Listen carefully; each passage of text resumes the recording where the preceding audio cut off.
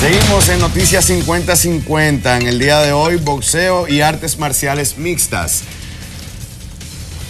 Es violencia, deporte, violencia permitida, en fin. Vamos a hablar con invitados queridos y conocedores en la materia.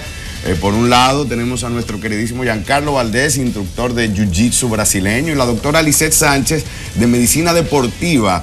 Vamos a comentar sobre este tema del día de hoy, si realmente son deportes o violencia permitida. ¿Cómo están? Buenas. Bienvenidos. Muchas gracias por estar con nosotros. ¿Cómo se sienten? Estamos bastante cómodos aquí. Qué bueno. Estamos hablando de las disciplinas y la diferencia entre el boxeo y artes marciales mixtas. Vamos a exponer estas diferencias. ¿De dónde surge, con qué necesidad de crear estas artes? Porque antes, como decíamos, era karate, era muy sencillo, exacto. Judo, que incluso son disciplinas olímpicas. Pero las artes marciales mixtas vemos que es como un merengue de todas estas disciplinas.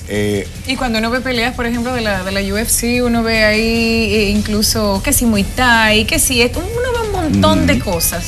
Estos muchachos que pelean, pues tienen que saber quizás de todo para poder competir y estar al nivel quizá de algunos contrincantes. ¿Realmente estos peleadores se hacen profesionales como disciplina tal para artes marciales mixtas, o hay un reglamento de conocer, ok, usted es un cinturón negro en tal disciplina, pero usted no puede entrar a artes marciales mixtas? No, eso va a depender siempre de las condiciones que le vean al atleta. O sea, hay gente que, no tiene que ser cinturón negro en nada, sencillamente tiene las habilidades como para poder combinar. Ya, las artes marciales mixtas, es un deporte y es algo que se entrena específico para eso. Cómo moverte adentro de la jaula, como cuando te pegan a la jaula, cuando tú estás de espaldas a la jaula, cómo moverte y cómo hacer la transición al movimiento. O sea, esos son entrenamientos ya específicos. Se le da una base de boxeo, una base de lo que es el pateo, también se le enseña a trabajar, a evitar los derribes, a trabajar abajo. O sea, se junta todo, pero no necesariamente tiene que tener un cinturón negro en algo específico. ¿Qué no está permitido en una pelea de UFC? Hay muchísimas cosas que no están permitidas. O sea, lo que pasa es que la gente sacar una pistola, por ejemplo. Ay, por ejemplo. Jalar los cabellos, morder. Si yo estoy en el suelo y tengo las dos manos y las dos rodillas en el suelo, tú no me puedes patear. Okay. Tengo que tener... Golpes bajos tampoco. No, golpes bajos tampoco. Y me imagino que cuando son mujeres, en los senos, en los pechos, porque las mujeres somos distintas a los hombres. No, es igual, pero hay protección. Exacto. Hay unos sports bra que son especiales, que son para eso. Y básicamente eso es el cuello, golpe directamente detrás de la nuca, golpe directamente dentro del cuello. Sí. Pero, es un deporte muy regulado. Muy bien. Doctora, yo quería saber, hemos visto, por ejemplo, con el caso de Muhammad Ali y muchos otros que han tenido unos daños irreparables, daños de la cabeza, ¿no?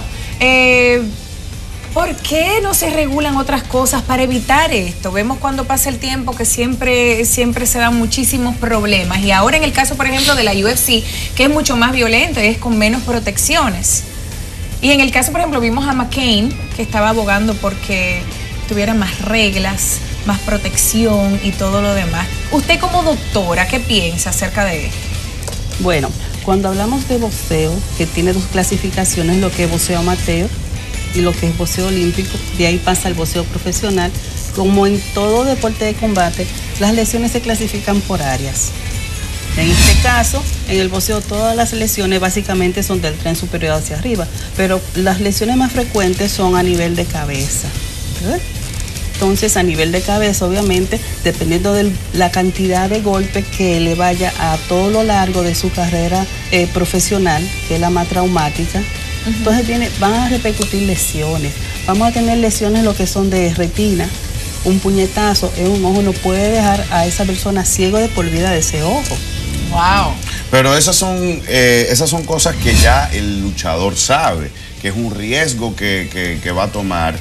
para toda la vida si escoge esta profesión, tanto con UFC.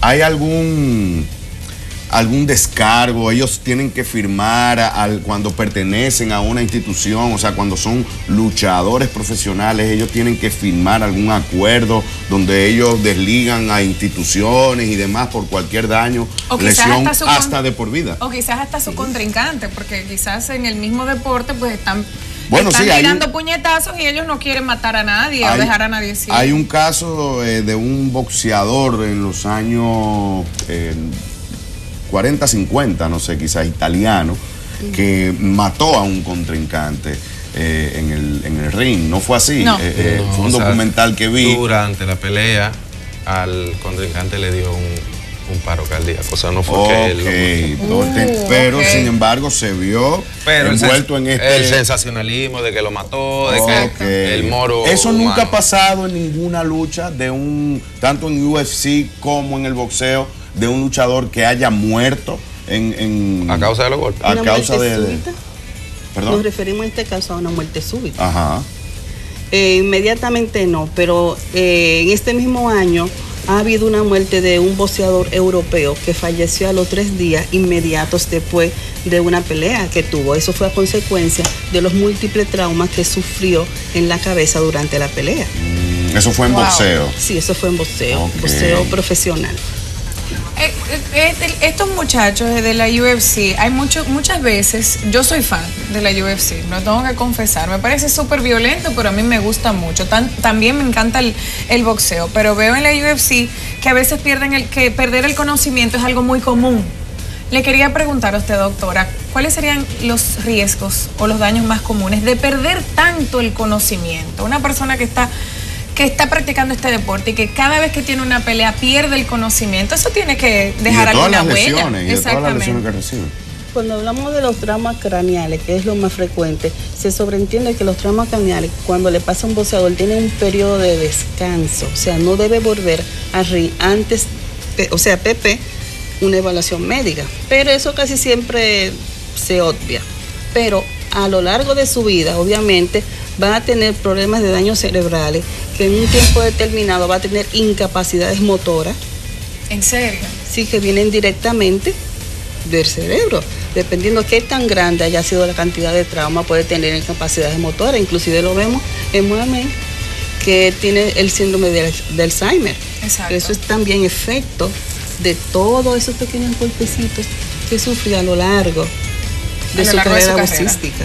Ustedes en la UFC, Giancarlo, ¿no temen como luchadores que puedan sufrir de algún tipo de trauma a lo largo? Porque incluso yo veo las técnicas, yo no conozco las técnicas, pero veo incluso como los golpes son diferentes en cuanto al boxeo y en cuanto a UFC, y la forma de pegar es diferente. No, la forma de boxear siempre va a ser el boxeo. Lo que pasa es que se combina, no es solamente la pelea en pie, sino que cuando están arriba pueden usar el boxeo, como pueden usar el boxeo tailandés, que es el Muay Thai, o la lucha. El boxeo siempre va a ser el boxeo, el Muay Thai siempre va a ser el Muay Thai, la lucha siempre va a ser la lucha, el Jiu-Jitsu siempre va a ser el Jiu-Jitsu. Pero es el tipo de regla que utiliza y la permisibilidad del combate. Pero los daños nosotros le tenemos más miedo al entrenamiento que a la pelea. Porque en el entrenamiento es donde uno más se lastima. ¿En el entrenamiento? Oh, sí, eso es lo peor lo peor de pelear es entrenar. ¿Cuáles son las lesiones más frecuentes? Las lesiones más frecuentes en un entrenamiento, por decirte, son los desgarres intercostales, se te puede... ¿Romperse la costilla, por ejemplo? Es difícil romper una costilla, porque uno tiene mucha protección, pero...